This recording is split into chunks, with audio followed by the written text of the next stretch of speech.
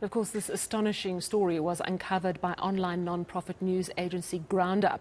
I'm joined now by their editor, Nathan Geff. And Nathan, thank you so much for joining us. I know that you've been listening to Slee's story, and it seems that G4S is saying, no, he did die.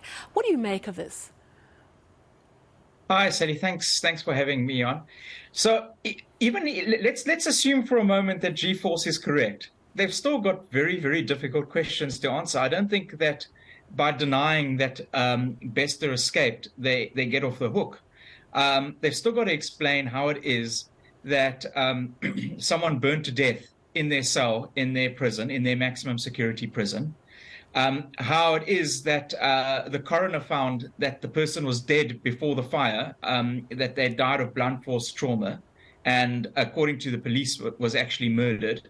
How it is that that body was 25 centimeters shorter than Thabo Bester, how it, at least according to the coroner, how it is that there is the CCTV cameras, which were pointing in the wrong direction in some instances across the prison, nevertheless managed to catch two people hastily exiting the prison at the time that this incident occurred. How it is that a man who looks suspiciously like Thabo Bester is on video in 2018 at a glamorous Johannesburg event where people go and sing happy birthday to him, and it coincidentally is the same birthday as Thabo Bester's. And then how it is that a man who looks suspiciously like Thabo Bester was actually photographed at Woolies in Sandton Square a month or so after you're supposed to be dead. So, and I haven't even finished all the questions, but let's get those ones answered first, G4S. Yeah, and it's interesting. The company is very silent. We've tried our London correspondent trying to get hold of headquarters there. Of course, it's a British multinational. We've been trying our side. I'm sure you have been trying as well. But you mentioned that astonishing situation with Thabo Bester, that he was able to run a media company from his prison cell with a laptop. And then he even organized an event. There were staff, there were premises. Let's just take a look at that moment he was saying happy birthday. Happy birthday. We hope you're not crying.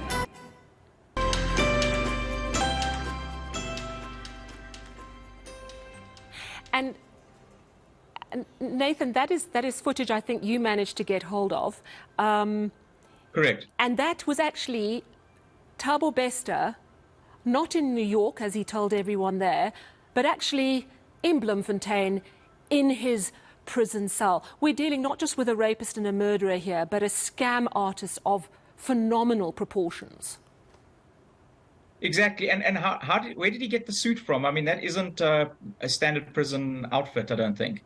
By the way, your experience with G4S, exactly the same as ours. They stonewall us at every attempt. They hide behind this clause in the contract which says they may not comment to the media. And yet they really do have a lot of questions to answer. Maybe there's some rational explanation for all of this that we're not aware of, that we haven't thought of. But then they need to come out and explain what it is. You mentioned that the video of the escape, the closed-circuit television footage, showed two men running. Who do you suspect those two?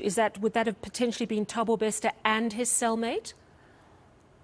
Look, I mean, I don't definitively want to give an answer to that. That's all I know, is that there is closed-circuit footage which shows two people, you can't identify them apparently, hastily exiting the prison.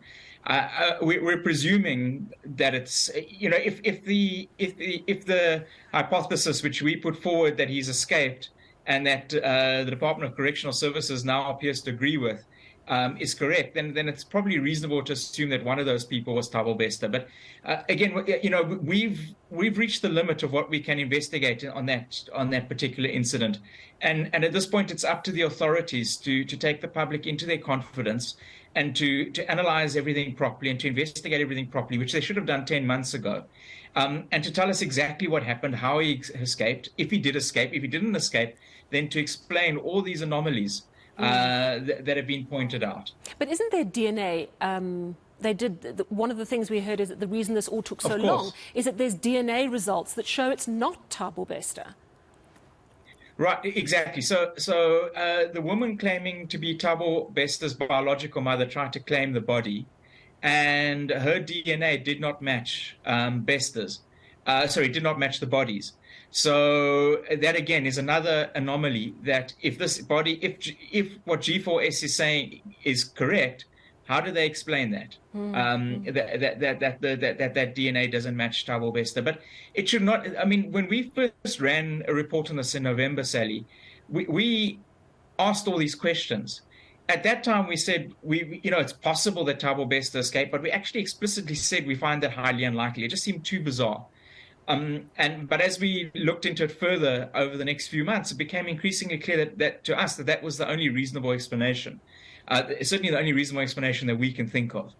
And why has it taken so long to give a definitive DNA test analysis to determine who the body belongs to? I would imagine that a criminal like Thabo Bester, that his DNA should have been on record, and it would have been quite an easy and swift matter for the authorities to prioritize getting his DNA tested to make sure that body that was unrecognizable was indeed him. Why didn't that happen? All of these unanswered questions, not only primarily for G4S, but also I think for the Department of Correctional Services and for the police as well. I mean, it is truly astonishing. Do you have any idea where he might be? I mean, I would imagine everyone's on the lookout for this man now. Are there any leads, to your knowledge? So we've been getting various different bits and pieces of information, and it's all contradictory, and none of it's particularly convincing. So at this point, I actually can't. I don't know where Thabo Bester is. We've heard some speculation, a little bit of evidence that he was, a little bit of evidence that he was there, but nothing compelling, and nothing that I'd be prepared to go on the record to say, because it might be completely wrong. Yeah. Let's talk about the fact that this man clearly had access to a laptop. As you say, he clearly had a very nice suit to appear in that video footage from his prison cell in 2018. And he must have had access to funds because he was running a company that involved premises, paying staff, organising events. And our reporter, Slindelo Mazekane, she was saying earlier that apparently the house where he was believed to be staying with his girlfriend, he left behind a watch worth R1.5 million. You know, following the money is always a good way to try and understand what's at stake and who's potentially involved. Give me a sense of how much you've been able to follow the money and how much of a network of corruption he might potentially be plugged into. So I wish I could give you a definitive answer to that, Sally. We're trying to uncover that ourselves. Everything that we know we've published already. We are working on more stories, but nothing that's at the point where it's ready to be published yet. And so there's various different theories and ideas, but nothing that we're certain of yet. And we do want to make sure that all our T's are crossed and I's are dotted before we publish anything further. The one thing I'll say, I mean, people do seem to indicate that he's charming, and it sounds like he could take people into his confidence. Exactly how that led to money going his way isn't clear to me at this point. And I want to ask if you've had a closer look at this prison that, of course, was built under contract by G4S for correctional services. It's been run by them. I think their contract ends at the end of next year or soon thereafter. They've indicated they wouldn't be looking for a continued contract. But in 2013, this very same prison was in the news. There was a prison hostage situation. Wardens had been fired. There was a prison riot. It was under siege at one stage.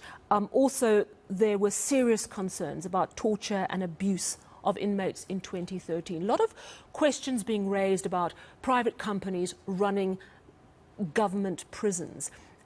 Some allegations from COSATU saying, you see, this is the problem, it's more corrupt. Do you have a view on that? Have you looked specifically into this prison and the way it's run? We're trying to do that, and I'm hoping that we will run a story on it at some point. At this point, we're not ready to.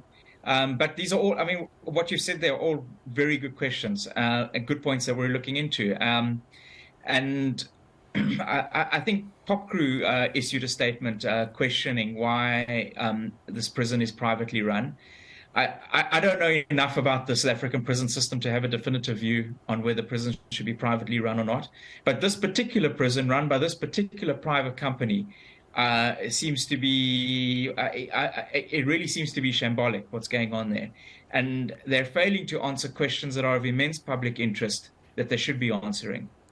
Absolutely. Well, thank you so much for your good journalism work. This is the sort of important stuff we need Thanks, to Sally. uncover. And we look forward to further updates on this intriguing and astounding story. Thank you very much for your time, Nathan Geth. And he is the editor of Ground Up, which is an online non-profit news agency. They broke the story about Thabo Bester actually being on the run and not having died in that prison fire in his cell in May last year.